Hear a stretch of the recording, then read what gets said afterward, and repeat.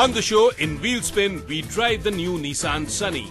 On the track, we go trackside to bring you the action from the round 1 of the JK Tyre National Racing Championship. And on the track, we venture off the road in Mahindra's Off-Road Training Academy.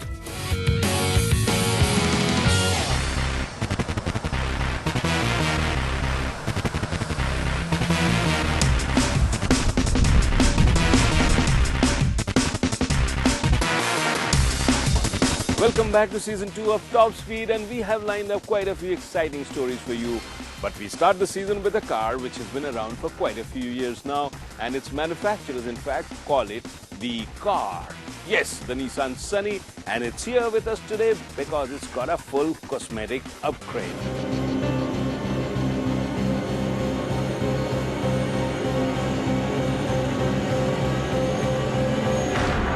Nissan had launched the Sunny as their first product in the mid-size segment, but after a positive initial response, sales slowed down, primarily due to the problems the company faced with its distribution chain. But now that this has been resolved, mostly with the company now directly running 120 dealerships, this new Sunny should see better days.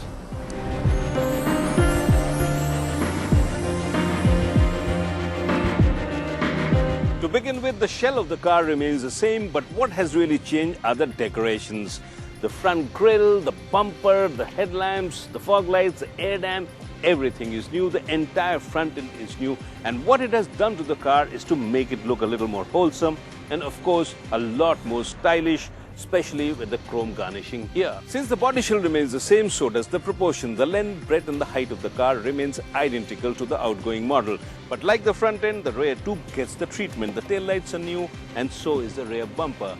And what this has done to the car is, well, make it look a little bit different. But what I would have liked to see is a little more garnishing here, maybe a chrome strip here to liven up things. The Nissan Sunny as a car has been around since 1966 and is currently in its 9th generation and has been one of the largest selling cars globally, which over many years has transformed from being a straight line, simple design to one which looks sporty, sleek and quite contemporary. The latest facelift should only help prolong the life of this long-lasting model from Nissan and help endear it to many Sunny fans. In India too, it should offer a viable choice to potential customers as it's spacious, well-made and comes with both the petrol and the diesel engine options.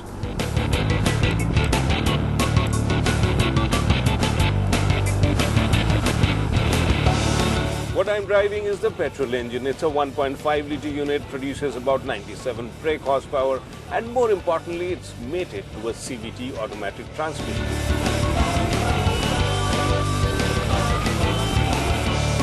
With our cities getting increasingly crowded, I think it is the automatic transmission which is the need of the hour.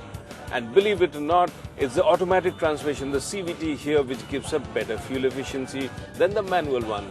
So it indeed makes a lot of sense to drive an automatic these days.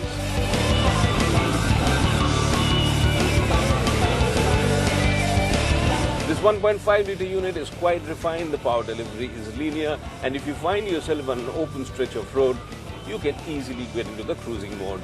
In this car, the suspension is set up more for ride comfort than for hard cornering, which is just as well because this is positioned as a family sedan.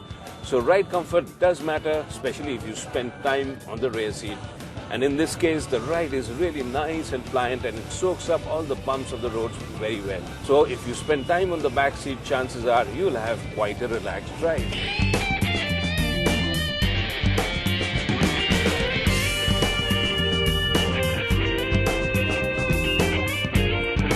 If you really want to spend some quality time in the Nissan Sunny, then I strongly recommend that you park yourself here in the back seat. The USP of this car is space. The space that it offers here for the rear seat passengers. It offers 636 millimeters of leg space, which means that even if you're built like a Hulk Hogan, you're not going to run short of knee room at least. And in this new model, the seats come draped in nice quality leather, complete with a armrest, which includes the bottle holders. And the booklet here tells me that I should have 3 reading lights here as well to make my life easy. But actually, I don't see it in this trim. I'm driving the petrol CVT and for some strange reason, some of the features are missing, which the company insists that they have put on this new model. which perhaps means that the company wants you to buy the diesel, if not for the engine, then at least for the features. Before I started driving this petrol CVT trim, the product leaflet that I had gone through has actually raised my expectations. It told me to expect a new instrumentation cluster, a new central console here, and a different looking fascia. But when I jump into this car and I start driving it, what I get is exactly what the old model had. The instrumentation is the old one, the fascia pretty much looks the same, no large display here. Okay, there's a touch of a piano black, but that doesn't really add too much. To see exactly what has changed in here, I will have to jump into the diesel variant. And that's exactly what I'm going to do now.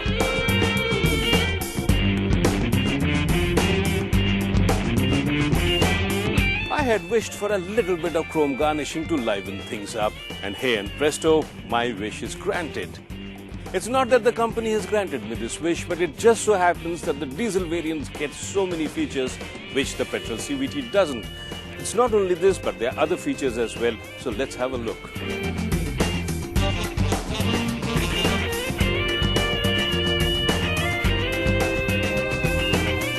It's clearly the diesel variant here, which is the preferred one, and she gets the full treatment.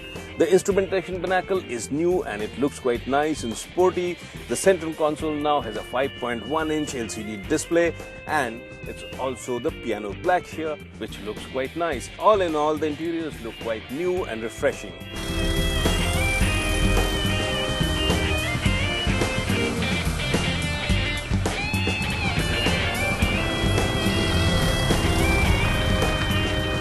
Yes, you will get all that if you do opt for the diesel variant, but what you will not get is the CVT automatic transmission, as this option is limited only to the petrol variant. But the cosmetic changes to the car are clearly limited to the diesel variant, which is understandable because the demand for the diesel-powered car is very high in this segment. But it would have been a nice case if the automatic option too had been available with this diesel engine.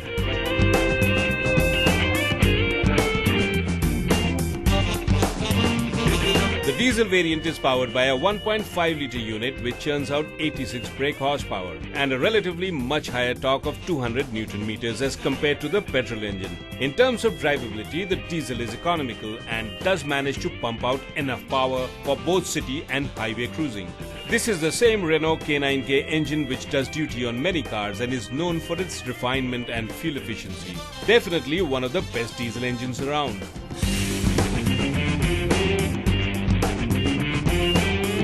I'd always believed that the Nissan Sunny had been a very practical car in the Indian mid-segment car market. It has really got everything that it takes for a car to be a winner.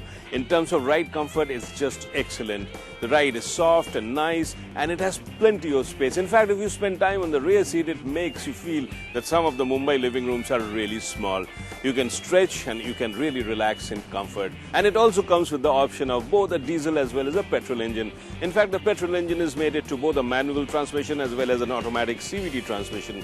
And this is indeed good news for all those who use the car in stop-and-go city traffic. It makes driving really convenient, and the fuel efficiency is good too. But what really went against the Nissan Sunny was the looks. It was kind of uninspiring, but now with the cosmetic upgrades, this looks a whole lot better.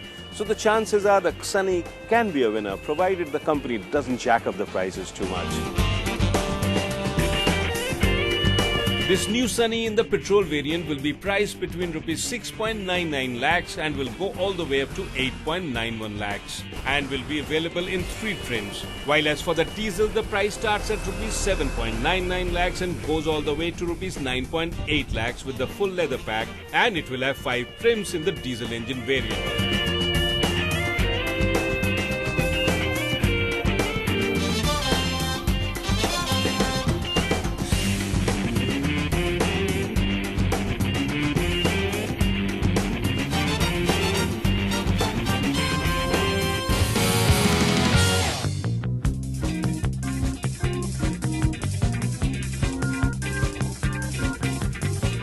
I'm here at the Curry racetrack in Coimbatore for the beginning of the 17th JK Racing Tyre Championship, and this is a season which promises to be full of action.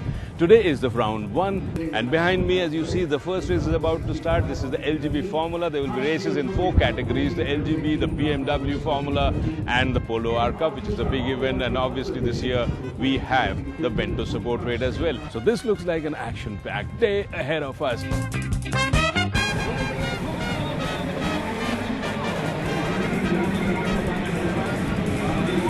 The LGB cars might look small, but they're actually agile and nimble around this tight circuit and make their way quite fast around the chicanes and the tight corners. There were around 20 entries in this class of cars, and this class provides many aspiring race car drivers an opportunity to hone their skills and learn the basics of racing.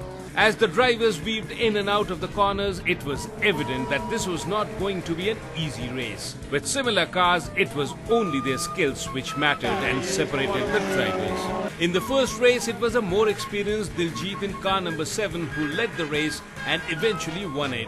He was followed by Sudarshan Rao in 2nd place and Amaya Bafna in 3rd place.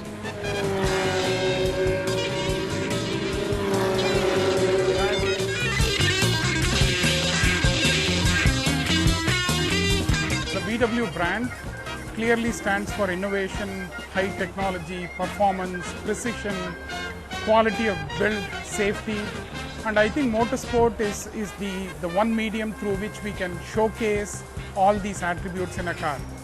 So if you see the Volkswagen group and the Volkswagen brand, we are very strong in the motorsport activity worldwide. And it was only natural for us to enter the motorsport world in India as well. The Indian motorsport is still in its infancy compared to the more developed nations where motorsport is ahead of us. Our ambition in India is when we entered, we wanted to bring motorsport and make it something that everybody could enjoy. And I think we have contributed very much to the motorsport activity in India to take it up to the next level. Our ambitions are very clear. We want to showcase our technologies and our capabilities in our cars.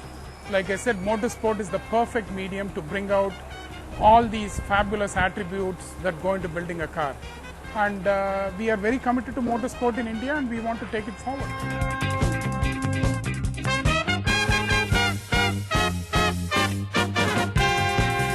After the action-packed first race to the LGB Cup, now it's time for the Ventos to line up. This is a support race which was introduced last year, and this is going to be the second race. These are pretty much stock cars you see lined up here, but nevertheless they promise to be fun, and I'm sure they will bring in some excitement too.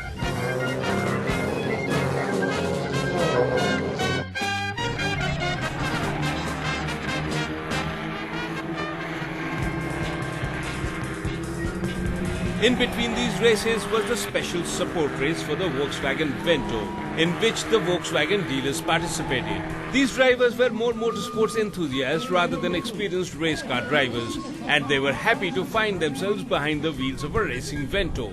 But when you saw them driving, it was hard to make out that these people were more in the business of selling cars than racing. The eventual winner, Gopal Krishnan in car number 46, kept immaculate lines with perfect braking points to get into the lead early and managed to go through the tight corners and the chicanes with the ease of a more experienced driver.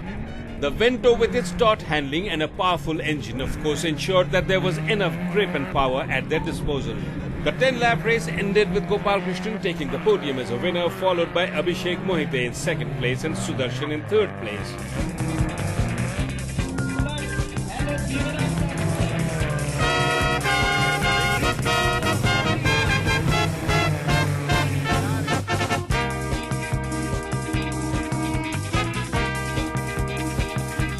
The cars lined up behind me are the Formula BMW cars, and this is the fastest category in the JK Tyre Racing Championship. These cars are powered by the 1.2-litre engine which churns out 140 brake horsepower. They are light and they are really fast and agile around corners. So this promises to be a really exciting race that's coming up.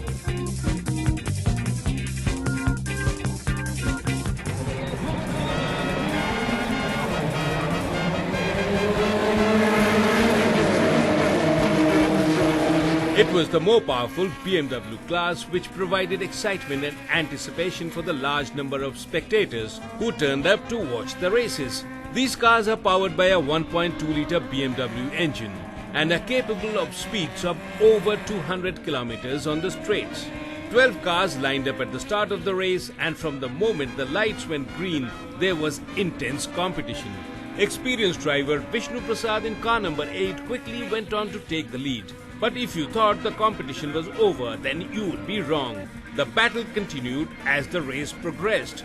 Although Vishnu did manage to consolidate his position and increase the lead, but the battle for the second and the third places continued.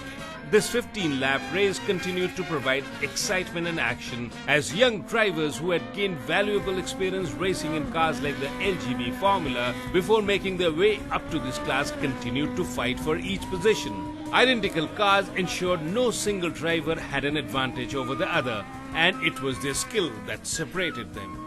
Eventually, it was Vishnu Prasad who won the race, along with Akhil Ravindra, who finished second, and Krishna Raj in third place. It was a happy trio which made it to the podium to collect their trophies and the prize money.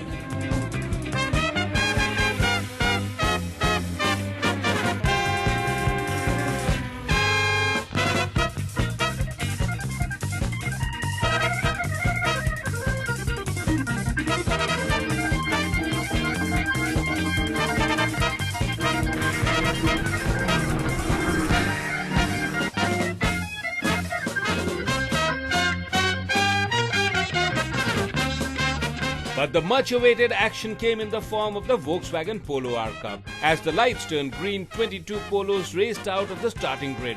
And by the time they reached the first corner, it was clear that this would be one race which would be hard fought. Most of the drivers behind the wheels of this Volkswagen Polo comprised of youngsters who are keen to become successful race car drivers and eager to prove that they have the potential. Consequently, there was no lack of action as they tried to make their way past each other. This is the most happening part of the JK Tyre Racing Championship, the Polo R Cup. This is backed by Volkswagen, and this started about 5 years back when Volkswagen decided to supply the Polo for a championship. These cars are pretty much stock cars, except that they churn out more power, and every driver gets an identical car to race with, and this is hugely competitive, and it really tests the skill of the driver. The Polo Cup was initiated by Volkswagen to provide a platform to young drivers to get into racing. And this has become one of the most popular races in the JK Tyre National Racing Championship, as a group of young drivers trained by Volkswagen take to racing here. All cars are identical, and in fact they are the race versions of the regular Polo you might be driving, but fitted with a roll cage and all that which is mandatory for racing.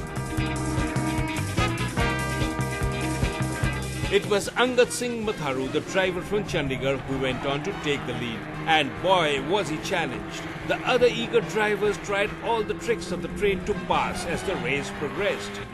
After 15 laps of intense action, it was Angad who took the checkered, and he was followed by Anshul Manoj Shah in second place and Lee Keshav Gupta in third position.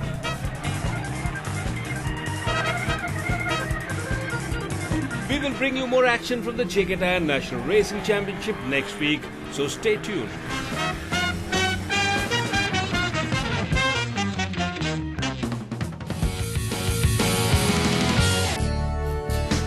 Beautiful, isn't it? Overcast sky, lush green landscapes, and the hills. Look at the hills. They're painted green. It's the perfect time to take a vacation, and out here in the country, everything looks beautiful. But we're not here on vacation. We're not here to relax. We're here to learn how to take one of these and put it through its paces. 22 acres of lush green landscape have been converted into the Mahindra Adventure Off-Road Training Academy. Now here, one can come and learn about the skills of off-roading. Now you get a Mahindra Thar Jeep, an expert instructor to tell you the basics of four-wheel drive vehicles and how to extract the best out of it. But enough of the talk, let's see the action. Now this is what all of us dream of doing, taking an off-road vehicle, get it in its natural conditions which it was designed for, and try and get out of a sticky situation. But as you can see, it's not easy. Now we thought they were going to start with the easy stuff at first, but apparently not. Using a winch to get out of a helpless situation is an important lesson, and that's the first thing that we learned. It's now my turn to have a go at this first obstacle. We've seen how treacherous it is. The participants, well, they're having a problem, and even the experts had a little bit of a problem. But me, I paid attention in class, so I think I probably can do it a little better. Here we go.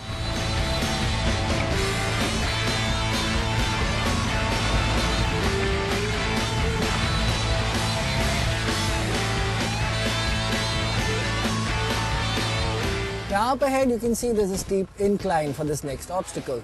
Now the incline at the other end also has a steep descent. And the rule to climbing these steep inclines and engaging the steep descents is that you need to take the gearbox, the four-wheel drive gearbox, and shift it into the 4L or the low range mode. Now this allows you to go up much quicker. Again, one of the things that we've been told, you do not use the brake or the clutch, you just shift the car into gear, and because it is in the 4L mode, you get a lot more traction, a lot less top speed, and a lot more control.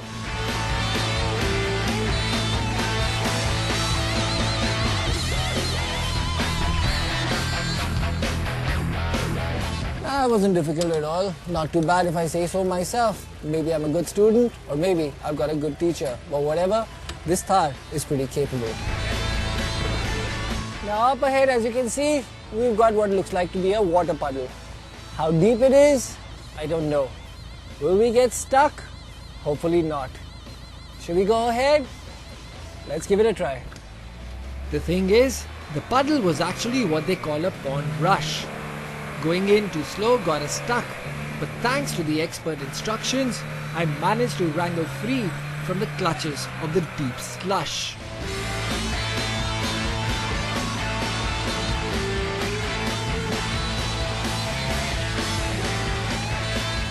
You gotta come with me for this ride. It's just awesome. Come on, jump in. Now this next one had me a bit worried. This is where you have to drive the Thar on this narrow beam path. It's all about vehicle control. Just look at how filthy and dirty my Jeep is. I mean, it's easy to see that it's been through a lot and it's had a nice mud bath. It's come out shining. I've got to know what this Jeep is capable of. I've got to know how to off-road a little better, because there's so many obstacle courses here that really test you in all aspects. Now to hone your skills, the Mahindra Off-Road Training Academy is a great place to be. They've got a fabulous setup. You can actually experience all the different kinds of terrains that you'd experience out there in the open, and it's a great place to come and learn a lot more.